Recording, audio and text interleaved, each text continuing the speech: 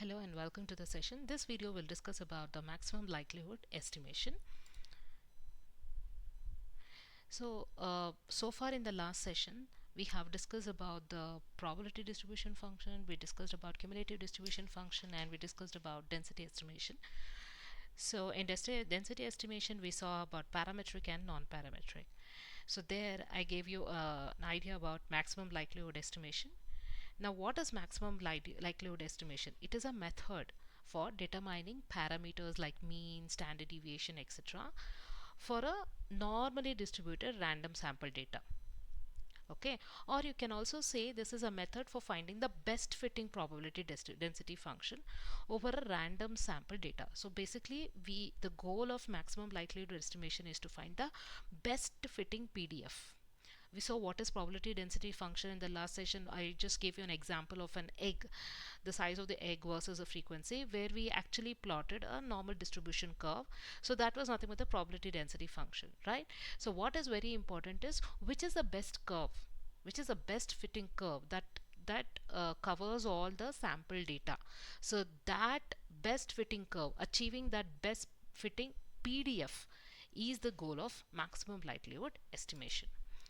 So this can be done by maximizing the likelihood function. So mathematically, when we discuss, we'll be seeing there'll be something called as a likelihood function. So that has to be maximized so that the PDF can be nicely fitted over the random sample. So basically, MLE or maximum likelihood estimation is a statistical method which is used to estimate the parameters, because the word itself says estimate. So what are we going to estimate? We are going to estimate the parameters of a model.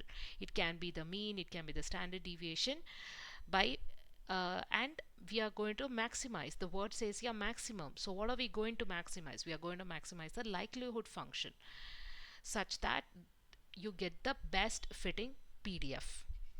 Okay, so making the observed data most probable under the assumed model. Now let's take an example to understand this. In the figure, what we see here is the purple, these are the histograms which we have plotted for the given set of data. So just take the previous example itself we have done in the previous video. What there I had done was on the x-axis I had the size of the x and y-axis was the frequency. So let's say the size of the x from 1 to 10, the frequency is 5. The size of the x here from 10 to 20, the frequency is 20, and here for the size of the x between 50 to 60, the frequency is, let's say, 100. So and again, as the size of the x goes on increasing, the frequency or the number of x within that size goes on decreasing. So basically, y-axis is doing what? It is telling the number of x or the probability of occurrence of the x of that particular size. Okay, now what we observe is, now we have the data. So the purple line or this histogram is actually the observed data. So on this, we are trying to make a parametric density estimation, which we discussed in the last session. And we can see that looking at this histogram, we can easily make out that the bell curve would be the best curve. We have discussed about different kinds of curves in one of the videos, like bell curve, that is a normal distribution curve. We discussed about Poisson distribution, we discussed about binomial distribution or uniform distribution. And looking at this, we can say that the bell curve would be the best one to fit the data. Okay, now what we observe is different bell curves are there. This is one, this red one is 1, 3, 4, 5. And what we observe is the red bell curves are poorly fitting the data. Not that good, right? They're not covering the data completely. But this green bell curve here, right, it is fitting the data. So this is the best fit. The green curve which we see here is the best fit, right? So this is what we call it as maximum likelihood estimate plot. So this green curve is what we call it as maximum likelihood estimate plot, where we are getting an optimum bell curve. We are getting the best fitting bell curve for the observed data. Okay, so this is what we call it as best fit or the maximum likelihood. Here we can say that for the green curve, we can say that the maximum likelihood estimate is good. And for the red curve, we can say that the maximum likelihood estimate is low. It is not that good. But for the green, it fits well. It fits the data perfectly. So this is how we make the estimate. So once you have the observed data, you make an estimate of which PDF, of which parametric density estimation is good for the observed data. Now coming to the core concepts of maximum likelihood estimation. Now there are three important words here: maximum likelihood estimation. Now why they have used this word? Estimation. See, the MLE basically aims at estimating certain parameters for the statistical model. Like it can be mean, median, standard deviation, variance and all that. So that is one of the goals. The second goal is the likelihood function. There is a word called as likelihood. So that means the core of MLE is actually the likelihood. Basically, where it represents the probability, or basically we are trying to find mathematically. When we see, there is a function called as likelihood function. So the goal of MLE is to maximize the likelihood function. So if you maximize the likelihood function, you will get the best fitting curve. The third one is a maximization. As I said, you find the parameter values that maximizes the likelihood function, meaning the parameter values that makes the observed data most probable under the assumed model. So maximization means we are trying to find parameter values that will maximize the likelihood. Now coming to how it works, right? So for any given example, let's take the previous example which we have taken in the last session, where I am trying to find the best curve or the maximum likelihood estimate for a data. That let the data set would be the eggs, right? The sizes of the eggs on the size of the eggs on the x-axis, and on the y-axis I will have the frequency of occurrence, right? So I have this data. So first thing is, you have to assume a model. You have the data set, you have to assume a model. You start with any model that describes how the data is generated. I can have my model like an histogram model or a linear regression model, whatever model.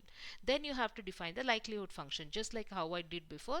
You start plotting the PDFs, right? And then try to find out which would be the best PDF, or the best where you get the maximum likelihood. So third step would be the maximizing the likelihood. First you define all these likelihood functions, and the third step you maximize the likelihood. And the fourth one is, you finally, once you get the best fit, you find out the other parameters, the parameter values that maximizes the likelihood function. So the best example, one more example we can take here is, let's take an example of a coin where we say that one side is a head, one side is a tail, and therefore, okay, this has to be a tail. So one side it's a head and one side it's a tail, and therefore the probability of occurrence of head is 0.5 and probability of occurrence of the tail, I'll just change this to tails. Yes. So let's take the example of the coin. The probability of occurrence of head is 0.5. Probability occurrence of tail is also 0.5. Now you flick the coin. I just have one coin. Okay. So I will flick the coin 10 times. And when I flip the coin 10 times, let's say I get 7 heads. So how do you approach this problem in MLE? So let's first start with the model. We will assume that the coin flips are independent Bernoulli trails. That is, each flip is either a head, it is either a tail. It can be a head or it can be a tail. It cannot be both. Okay, so that is our model. It's an independent model. Bernoulli trial we call it as. The second one is, what is the likelihood function? The likelihood function would be the probability of observing 7 heads and 3 tails. Okay, so given a specific probability of head, let's call it as P. Now what is a maximization? Now you would find the value of P that maximizes the likelihood. So MLE of P in this case for this problem, the maximum likelihood estimation of P would be 7 by 10. 7 heads divided by 10. So that is 0.7, as that makes the observed 7 heads most probable. Okay, so that was about how we can estimate, apply MLE for the coin problem. So coming to the math which is involved in the maximum likelihood estimation, as we already know, density estimation is the estimation of probability distribution from a sample of observations. And MLE, this we have discussed in the last video. What is density estimation? In this video we are talking about MLE. Basically it's a probabilistic framework that can be used for density estimation, and it involves formulating a function, right? Mathematically, MLE involves formulating a function. The name of the function is likelihood function. And what is this likelihood function? It is a conditional probability of observing the observed sample and distribution functions with its parameters. So likelihood function is a conditional probability of observing the observed samples and functions with the parameters. So let's say I have a data like this. These are the observations I have. X is equal to x1, x2 up to xn. Then the density estimation is a problem of, what is the density estimation problem? It is choosing the probability density function with suitable parameters which can describe the data. And what does MLE do? Maximum likelihood estimation. It will treat the problem, this problem, like a search or a optimization problem where the probability will be maximized for the joint probability of x and its parameter. Okay, so let's say that if the observations are x is equal to x1 up to xn, then the probability distribution function PDF is p of x comma theta. Okay, where x is x1, x2 up to xn, and L represents the likelihood function. This is what I said, mathematically in MLE you will have to define a function called as L, and where there are two parameters which are important for L, that is x and theta. X is the data and theta is some kind of condition, right? So what is the objective of MLE? To maximize this L, so max of L. And what is a joint probability? The joint probability, we can say that it is sum of the products of probability of this xi comma theta. Therefore maximum of log conditional probability is this, because we need to maximize the likelihood, right? Therefore it is summation of I is equal to 1 to n log of p of xi comma theta. If you want to represent this in the form of minimization, then what we can do is you just say minimum is equal to minus, just add a minus.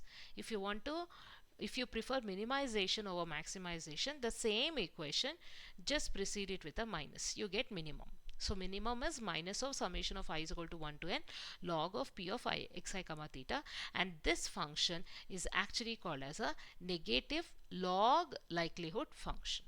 Okay, negative log likelihood function. So that was about the mathematics involved, just a brief introduction to mathematics involved in MLE or maximum likelihood estimation. Now coming to where we can use MLE. Now MLE is widely used for solving predictive problems in machine learning. It's widely used for regression problems. It's widely used in Gaussian distribution models, right?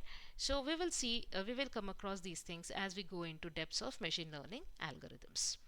Now coming to the applications, MLE, that is maximum likelihood estimation, has a wide applications. It's used in statistics very widely. It's used in machine learning, where we are training the models by finding the parameters that maximizes the likelihood of the training data. We use this as econometrics, where we estimate the parameters for economic models. We also use MLE in signal processing. We use it in medical imaging, and we also use it for estimating parameters of satellite images. Therefore we can say that MLE is a very important concept of statistics and probability, which has a wide range of applications. So just to conclude, in the last session, in the last video, we discussed about probability density. Last two videos we had discussed about probability density. This video we have discussed about maximum likelihood estimation. So basically these two are very essential tools for analyzing and interpreting the data. PDF, that is probability density function, offers a clear visualization of how the data points are distributed. MLE, that is maximum likelihood estimation, provides a robust method for estimating the parameters that best describes the distribution. So the main difference between PDF and MLE should be clear. Okay, PDF gives a clear visualization of the distribution of the data points, and MLE gives the best fit, which is the best fit for the distribution.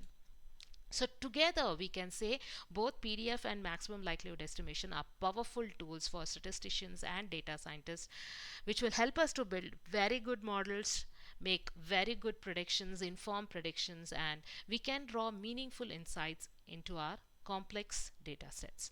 So that's it for today's session. I hope it was clear. Please, just to understand this MLE, you need to go through the previous two videos. I will give the link in the end of the video. So please go through the previous two videos on probability density functions and probability and density estimates to get a good idea of MLE. So thank you so much, and please subscribe to the channel. Any doubts, any comments, please put it in the comment box. Thank you so much.